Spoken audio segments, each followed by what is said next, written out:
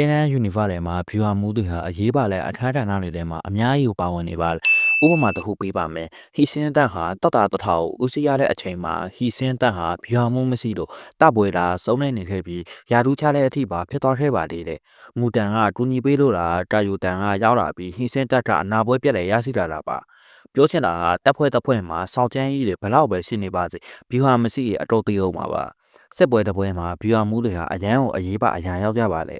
နောက်ထပ်ဥပမာတစ်ခုပေးရမယ်ဆိုရင်ချင်းနိုင်ငံကိုတခြားနိုင်ငံတွေက9နိုင်ငံစုပေါင်းတပ်ဖွဲ့ကြီးနဲ့လာပေါတာတော့လားစူဟန်တွန်းရဲ့ဗျူဟာတောင်းမှုကြောက်လားစင်နိုင်ငံမျိုးမတော့ခဲ့ရတာပါဒါကတော့အစင်းစောဥပမာပါပဲဒီနေ့ဗီဒီယိုမှာတော့တင်းတဲ့ယူနီဗာတွေကအတော်စောဗျူဟာမှုတွေ9ယောက်ကိုအနှိမ့်စောနဲ့အမြင့်စောအထိအစင်းလာစီပေးသွားမှာပါဒီနေ့ဗီဒီယိုမှာတော့အတော်စောဗျူဟာမှုတွေကိုဒေတာလက်အရာပြပြပေးသွားပါမယ်ဆိုတော့ဗီဒီယိုလေးကိုစလိုက်ရအောင်နံပါတ်5နေရာမှာတော့တာယိုတန်ပါတာယိုတန်ကတော့ချင်းရဲ့မွေးစားညီမလေးပါချင်းရဲ့ဗျူဟာမှုကြောင့်ဆွန်ဟန်တိုးနဲ့အောက်မှာဒါရိုက်ပညာသင်ခဲ့ပြီးတော့ဆင်းတော့တပ်ဖွဲ့ကိုနာပွဲပြန်ရအောင်လုပ်ပြီးနာခဲ့တဲ့သူပါဟီစင်းတက်ဆိုတာတန်မရှိရဲ့ပျက်စီးနေတော့ပါပြီတန်ရဲ့ဗျူဟာသူကလည်းပေါ့ပေါ့တသိမ်းမဟုတ်ပဲဆွန်ဟန်တိုးလက်အောက်မှာဒါရိုက်ပညာသင်နေခဲ့တော့မှလည်းတကြတင်နေစရာမလိုပဲအနှင်းအမြန်တူးတက်လာခဲ့ပါလေစစ်မြစ်ပြည်အတွင်းမှာတန်ဟာရိုးရိုးဗျူဟာမျိုးတွေထက်တခြားဆက်တဲ့ဗျူဟာတွေလူသိနေတဲ့ဗျူဟာတွေတော့တောက်ပြီးအနာယူခဲ့ဖူးပါလေ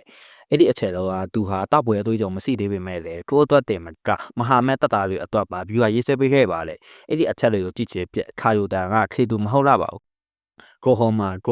ဟာဆိုရင်ဝှေနိုင်ရဲ့စစ်တူကြီးတယောက်ဖြစ်နေပြီးအတိုးလက်စီမှာတော့ဝှေနိုင်ရဲ့တက်မတော်ရင်အကြီးပါရာလူတွေကဖြစ်ပါလေအဲ့ဒါတင်မကပဲလေဝှေနိုင်ရဲ့မီနာခုနတော်ရဲ့အဖွဲ့ဝင်တယောက်လည်းဖြစ်နေပါပြီဂရိုဟောမာကထမ်းမြတဲ့ဗျူဟာမှုတယောက်လည်းဖြစ်ပါလေချူယူတော်တာရလောဆိုရင်ခက်သက်တခုလည်းနဲ့တဲ့ပြစော်လာလည်းခက်သက်ကြီးဖြစ်အောင်ဗျူဟာချနာခဲ့တာပါပတ်ဝန်းကျင်အနေအထားတွေဖြစ်တဲ့မြစ်တွေတောတောက်တွေကိုတော်တော်ကြီးအတုံးချနာခဲ့တာပါပြီးတော့သူဟာအစိမ့်နဲ့ပတ်သက်လေနောကျင်နေတဲ့သူတယောက်လည်းဖြစ်ပြီးအစိမ့်နဲ့ပတ်သက်ရဲ့ဆရာတစုလို့ပြောလို့ရတဲ့ဟန်နာယန်ရဲ့စီကီထက်တဲ့နည်းနည်းပဲနှိပ်ပါလေဂရိုဟမာဟာယူရိုတိုလို့ခေါ်တဲ့ခက်စစ်နီးပညာကိုတုံးလာတဲ့စစ်သူကြီးအနေငယ်တွေကတယောက်ပါဒီလောက်ဆိုရင်ဂရိုဟမာဘယ်တော့ကျန်လဲဆိုတာသဘောပေါက်မိမှာပါနံပါတ်2နဲ့တက်ကိုတော့ကျွန်တော်စဉ်းစားရင်းနဲ့တော်တော်လေးကိုဝေထွေးမရဖြစ်နေပါတယ်ဒါပေမဲ့လည်းဒေတာလေးအရာကျွန်တော်လည်းလက်ခံလာပါတယ်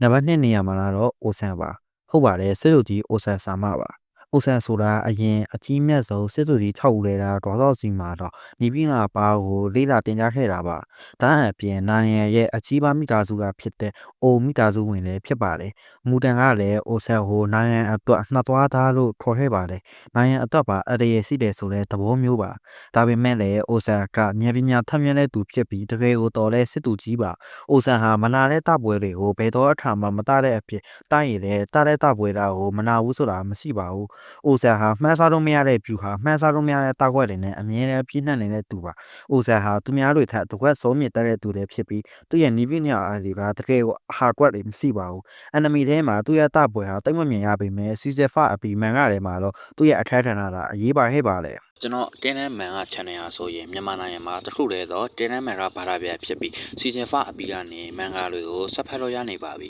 ။ဒီနေ့ကိုနှစ်ပါးနှုံးနဲ့တေးပေးနေတာမို့လို့တင်းနဲ့မန်ကကိုဖတ်ချင်ရင်တော့ channel လေးကိုကြွားပေးထားနာပါတယ်။ channel ရဲ့နေ့ကိုတော့ comment ထဲမှာပေးထားပါမယ်ဗျ။နံပါတ်1နေရာကတော့ဟုတ်ပါလေတခင်ကြီးလွေဘူးကူပါ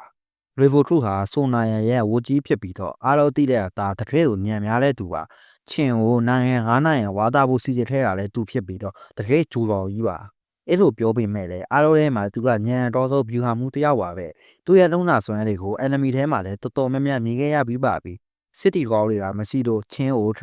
စုံနေခဲ့ရတာပါချင်းလိုစစ်တီတော်ကောတွေစိနေခဲ့ရေလေဘိုထုဟာနာပွဲအမြဲတမ်းရနိုင်မဲ့တော့ပါသူ့ရဲ့ဗျူဟာတွေကမှန်းဆလို့မရပဲဗျူဟာပေါ်မှာဗျူဟာထတ်ချတဲ့ဗျူဟာမှုတူပဲဖြစ်ပါတယ်တကယ်သူမတူတဲ့ဗျူဟာမှုတယောက်ဆိုလည်းမမှားပါဘူးဒါကတော့တင်းထဲမှာအတော်ဆုံးဗျူဟာမှုတွေအကြောင်းကိုဒေတာနဲ့အရာပြောပြပေးခဲ့တာဖြစ်ပါတယ်အားလုံးပဲတနေ့တကြမယ်လို့ညွှန်လိုက်ပါတယ်နောက်ဗီဒီယိုမှာပြတ်သွေးကြတာပေါ့